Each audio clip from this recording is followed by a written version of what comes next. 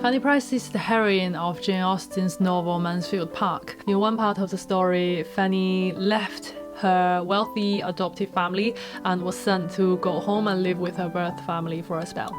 Emma Watson, one of Jane Austen's lesser-known heroines, was in a very similar situation, but even worse because she didn't even have the prospect or the hope of going back to her Mansfield Park equivalent.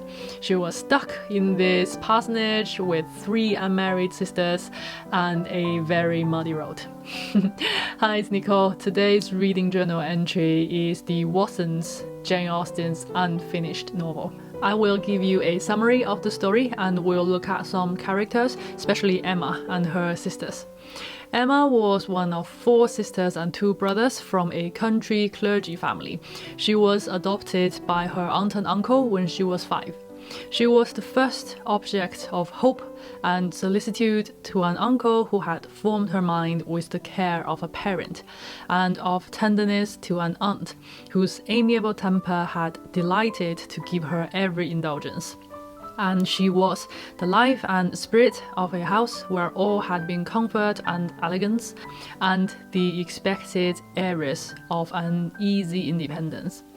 Later we learned that this independence was about £8,000 or £9,000. Compare that to Mr. Darcy, he had £10,000 and Mr. Bennet only had £2,000, so it was a huge amount of money. But her uncle died and her aunt married again to an Irish captain and they moved to Ireland without her. So now, aged 19, Emma had to move back to live with her old and sick father and 3 sisters and become a financial burden to her family once again. She was now of importance to no one, a burden on those whose affection she could not expect, an addition in a house already overstocked, surrounded by inferior minds with little chance of domestic comfort and as little hope of future support. The story starts with a long conversation between Emma and her sister Elizabeth, her eldest sister Elizabeth. They were on their way to the Edwards. Emma was going to stay with the Edwards, and then from there she was going to her first ball in the neighborhood because their own house, the parsonage, was so far out they had to stay with somebody closer by to the ball to get ready and get there in time, etc. By the way, I really like this edition. It has a lot of notes, really helpful notes, and seems to be more geared towards beginners than usual. For example, there are 4 Watson sisters, but there's only one Miss Watson. The eldest sister is Miss Watson. Emma is Miss Emma Watson or Miss Emma. And you probably deduce that much if you read a lot of classics. Only the eldest daughter is Miss surname.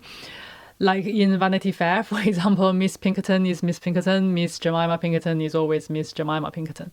But it's quite nice when the note confirms that for you. And the notes explain different types of vehicles. For example, the private closed coach that the Edwards had, protecting occupants from weather with the horses to pull it and coachmen to drive it, is a marker of the Edwards' substantial wealth.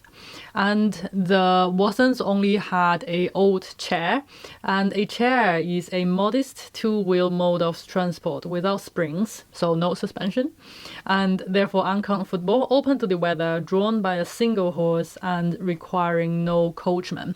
It's just quite useful to know this kind of thing because especially Jane Austen uses transports to signify a family's financial situation, so it's quite useful to know. So back to the conversation. Elizabeth shared all her tricks and tips with Emma for this ball, which she's been part of for the past 10 years, but no husband found.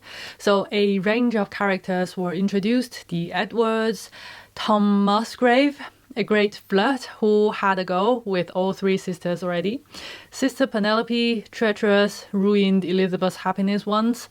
And Sister Margaret, who was gentle but only when there were visitors. Sam, the brother who was in love with someone who doesn't return the feeling. And a married brother, Robert. You learn a lot about Sister Elizabeth as well. She might not be very refined, as she called Emma but she had a very good heart. This long opening conversation with all the introductions occupies 6 pages, and after some further talks and delays, finally is the highlight of this unfinished novel, The Ball. At the ball, we meet the Osborne set, which was the prominent family of the place, and each character was briefly introduced and the ball started. And here's the most pretty scene: Emma dancing with a 10-year-old boy, Charles. Charles was part of the Osborne set, and he was promised the 2 first dances with Miss Osborne, so Lord Osborne's sister, for a whole week, and he was really looking forward to it. But as soon as the dance started and Miss Osborne saw some dashing, more marriageable young man around, she immediately abandoned this poor child, saying, "Oh, I have to dance with somebody else. I'll come and dance with you later." And this boy was really disappointed, and his mom was not very happy about the situation as well, but what could she do? And Emma overheard the situation, and the text said she did not think or reflect. She felt and acted. "I shall be very happy to dance with you, sir, if you like it," said she, holding out her hand with the most unaffected good humour. And they did dance, and they even had some pleasant conversation. And when they had a break for some refreshment, they were walking together. And this really cute kid said in a delighted, loud whisper, "Oh, uncle, do look at my partner. She's so pretty." And this uncle was the important Mr. Howard, the former tutor of Lord Osborne, and now the clergyman of the parish where the Osborne lived. And this was obviously who Emma was going to marry. Everything about him pleased her, and she owned it out loud to Elizabeth later on, and her father approved and thought highly of him as well. Dancing with Charles was done out of Emma's goodwill, but it was clearly a very good move on her part. Because she was very pretty already, and she was new to the neighborhood, and she had this unusual dance partner, she attracted the attention of the Osbornes immediately. Cassandra, Jane Austen's sister, seemed to know how the rest of the story would go. According to her, Mr. Howard was going to marry Emma, but her rival was going to be Lady Osborne, that's Lord Osborne's mother. I found that quite interesting and unusual, just because normally Jane Austen's heroines are about the same age as herself, and it would be very interesting to read a story with Emma 19 and Lady Osborne in her 50s in this love triangle, but it's a shame we would never get a chance to read it. So I find that very interesting. After the ball, Lord Osborne and Tom Musgrave paid 2 sisters a surprise visit. Lord Osborne clearly liked Emma very much and even changed his haughty behaviour for her sake. He reminds me of Mr. Darcy a bit. And according to Cassandra, Lord Osborne proposed to Emma later on, but Emma refused him. Then Emma's sister Margaret came home with their brother Robert and his wife Jane.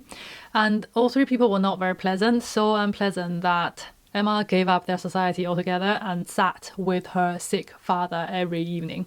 According to Cassandra, their father died soon, and Emma had no choice but to go and stay with Robert and his wife. So that was a huge cast. Let's just zoom in a little bit and focus on a few characters. Let's look at Emma first. Emma enjoyed the ball. That might be just a simple fact, a simple plot in the story, but I think a few things worth our attention here. She enjoyed the ball. She was brought up in a higher style. She had better upbringing than her sisters, and therefore that would extend a little bit to their neighborhood, I'd say. She is more superior. That's just a fact. But she enjoyed the ball. She danced with everybody. She didn't look down on anyone. Compare her to her sister-in-law Jane. She would say, "We'll have a party with selected guests. We would not mix with those people who are beneath her." Emma was not conceited. She was happy in the ball with the high and the low. That's one thing. Secondly, knowing how unfortunate she has been just recently, lost £9,000 and had to go home and live in houses with bare walls, basically. She was remarkably cheerful. That's the second thing. And I like the fact that she could speak up for herself and for her aunt and uncle when her brother Robert spoke ill against them. I also like that she was not pressured into doing things against her will, and she was firm with her decision. For example, she heard how Tom Musgrave behaved badly towards all her sisters, and she watched him at the ball and decided she doesn't like him. And so she decided she would not accept his carriage to go home or his escort. And I admire her for that. Let's look at Elizabeth, Emma's eldest sister. I really like her. She's a really kind-hearted woman. She said Emma should go to the ball instead of herself because Emma's 19 and should have as a fair chance as we have all had to make your fortune. No, Emma, whoever stays at home this winter, it shan't be you. And she tried to persuade Emma to go have some fun when there was a chance because Margaret was not very pleasant to live with. She said, there is always something lively going on at Croydon. You will be in company almost every day. And Robert and Jane will be very kind to you. As for me, I shall be no worse off without you than I have been used to be. But poor Margaret's disagreeable ways are new to you, and they would vex you more than you think for if you stay at home. And while Robert was very brutal, very plain about how Emma had now become a burden, Elizabeth never said a word about it. So I do like this woman, but she is slightly foolish. The best example is this unceasing talk of Thomas Musgrave. It's really annoying. Before the ball, Elizabeth warned Emma, saying, Tom Musgrave always pay great attention to every new girl, but beware of him because he's never serious. But he is a very nice and wealthy young man. No wonder every girl in this neighborhood likes him. But I never liked him. But he liked me. And people say he never liked anybody else more than he liked me. After the ball, Elizabeth heard how Emma refused Tom Musgrave's carriage. And she said, you did very right. But that was very firm of you. I could never have refused him. Didn't you dance with him? Really? But you must have liked him. He's not a favourite of mine. But do you really not like him? All right then. I'm glad you don't. Because I was a bit worried you would like him too much. So, Elizabeth is slightly inferior in terms of class and upbringing. So, Emma didn't like Musgrave because he didn't behave truly like a gentleman. But Elizabeth liked him because he flattered her. And the one Emma did like, Elizabeth thought they were too grand and proud. Danced with Mr. Howard. Good heavens, you don't say so. Why, he's quite one of the great and grand ones. Did not you find him very high? His manners are of a kind to give me much more ease and confidence than Tom Musgrave's. Well, go on. I should have been frightened out of my wits to have had anything to do with the Osborne's set. Next is Margaret. I don't like her. She's selfish and conceited. She used this slow, pretentious voice when she speaks to anybody she wants to please, and she uses a sharp and quick voice when she speaks to Elizabeth, for example, or the servants. She imagines Tom Musgrave is in love with her, where he is definitely not, and when he doesn't come for dinner, she makes everybody's life really difficult. The last one is Penelope. We don't meet her in person, we hear about her in conversations. There is one catchphrase: there is nothing Penelope would not do to get married, even if that means to betray her own sisters. When Emma arrived, Penelope was not at home. She was away scheming to get herself married to this rich old bachelor. So after Emma hearing Elizabeth's account of her sister Penelope, Emma's verdict was Penelope must have too masculine and bold a temper. She sounded just like Becky Sharp to me. It's a shame we don't get to meet her. I really want to see what she's like. I'm really interested in these four sisters because I really want to know how or why did Jane Austen decide to create four sisters for this story. In Pride and Prejudice, there are 5 of them, And I think one of the reasons is that by putting the five sisters next to each other, you can really tell who is more desirable, who is more admirable. Lydia and Kitty are just a bit wild and chasing after officers and causing all sorts of trouble. And then on the other side, there's Mary, who is completely boring, who is completely serious. There's no joy or life in her. And then in the middle, you got Lizzie Bennet and Jane. It's obvious for a reader to know who the author want her or him to empathize with, to identify with almost. I wonder if Jane Austen was doing something similar here by putting four sisters next to each other. We're supposed to see how Emma is a more superior, is a better girl, young woman, a wife candidate maybe. You can tell a little bit already the similarities and differences between the four sisters. Emma and Elizabeth are the pleasant ones, and Margaret and Penelope sounds like the awful, unpleasant ones. And Elizabeth and Penelope are okay to marry people who they don't love, as long as they can get married. And Margaret and Emma have decided they want to marry people they love. And both Elizabeth and Margaret like Tom Musgrave, who is great with words but don't have a gentleman behavior. Emma definitely want a gentleman rather than a flatterer.